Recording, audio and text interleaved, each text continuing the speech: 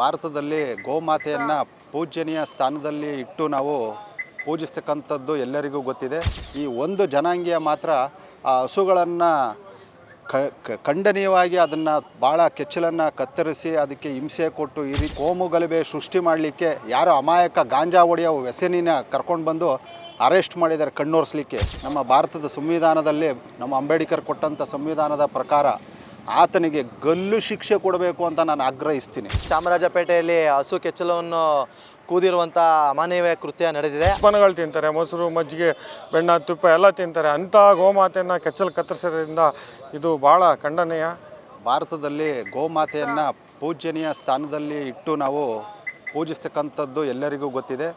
ಗೋಮಾತೆಯನ್ನು ನಾವು ಒಂದು ನಮ್ಮ ಪಾರಂಪರಿಕವಾಗಿ ಎಲ್ಲರಿಗೂ ವಯಸ್ಸಾಗಿರೋರಿಂದ ಹಿಡಿದು ಮಕ್ಕಳ ತನಕ ಅದರ ಹಾಲನ್ನು ತಗೋತಾರೆ ಮತ್ತು ಅದರ ಉತ್ಪನ್ನಗಳನ್ನು ಉಪಯೋಗಿಸ್ತಾರೆ, ಎಲ್ಲ ಮಾಡ್ತಾರೆ. ಆದರೆ ಈ ಒಂದು ಜನಾಂಗೀಯ ಮಾತ್ರ ಆ ಹಸುಗಳನ್ನು ಖಂಡನೀಯವಾಗಿ ಅದನ್ನು ಭಾಳ ಕೆಚ್ಚಲನ್ನು ಕತ್ತರಿಸಿ ಅದಕ್ಕೆ ಹಿಂಸೆ ಕೊಟ್ಟು ಈ ರೀತಿ ಎಲ್ಲ ಮಾಡಿರೋದು ನೋಡಿದ್ರೆ ಕಾಂಗ್ರೆಸ್ ಸರ್ಕಾರ ಎಲ್ಲೋ ಇವರ ಬೆನ್ನಿಂದಗಡೆ ಸಪೋರ್ಟ್ ಮಾಡ್ತಾ ಒಂದು ಕೋಮು ಗಲಭೆ ಸೃಷ್ಟಿ ಮಾಡಲಿಕ್ಕೆ ಯಾರೋ ಅಮಾಯಕ ಗಾಂಜಾ ಹೊಡೆಯೋ ವ್ಯಸನಿನ ಕರ್ಕೊಂಡು ಬಂದು ಅರೆಸ್ಟ್ ಮಾಡಿದ್ದಾರೆ ಕಣ್ಣೋರಿಸಲಿಕ್ಕೆ. ನಿಜವಾದ ಆರೋಪಿನೇ ಬೇರೆ ಇದ್ದಾನೆ. ಸೊ ಇದರದೆಲ್ಲ ಹಿಂದೆ ಕಾಂಗ್ರೆಸ್ಸಿನ ಕೈವಾಡ ಇದ್ದೇ ಇದೆ ಅನ್ನೋದು ನಮ್ಮ ಅಭಿಪ್ರಾಯ. ಸೊ ಹಾಗಾಗಿ ನಮ್ಮ ಭಾರತದ ಸಂವಿಧಾನದಲ್ಲಿ ನಮ್ಮ ಅಂಬೇಡ್ಕರ್ ಕೊಟ್ಟಂಥ ಸಂವಿಧಾನದ ಪ್ರಕಾರ ಆತನಿಗೆ ಗಲ್ಲು ಶಿಕ್ಷೆ ಕೊಡಬೇಕು ಅಂತ ನಾನು ಆಗ್ರಹಿಸ್ತೀನಿ.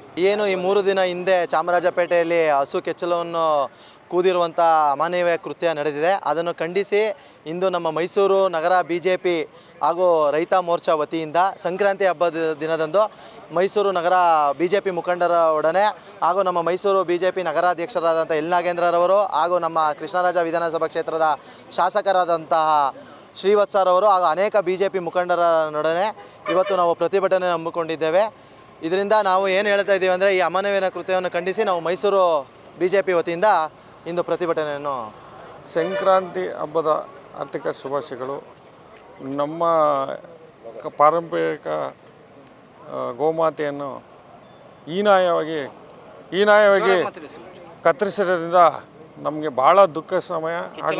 ಕೆಚ್ಚಲನ್ನು ಕಟ್ ಮಾಡಿರೋದು ಭಾಳ ಅನೇಕ ದೃಶ್ಯ. ಹಿಂದೂಗಳ ಪರವಾಗಿ ಎಷ್ಟು ಅನುಕೂಲತೆ ಇದೆ. ಅದರ ಹಾಲು ಕುಡಿತಾರೆ, ಅದರ ಉತ್ಪನ್ನಗಳು ತಿಂತಾರೆ, ಎಲ್ಲ ತಿನ್ನಲ್ವ ಅವರು? ಉತ್ಪನ್ನಗಳು ತಿಂತಾರೆ, ಮೊಸರು, ಮಜ್ಜಿಗೆ, ಬೆಣ್ಣ, ತುಪ್ಪ ಎಲ್ಲ ತಿಂತಾರೆ. ಅಂಥ ಗೋಮಾತೆಯನ್ನು ಕೆಚ್ಚಲು ಕತ್ತರಿಸೋದ್ರಿಂದ ಇದು ಭಾಳ ಖಂಡನೀಯ.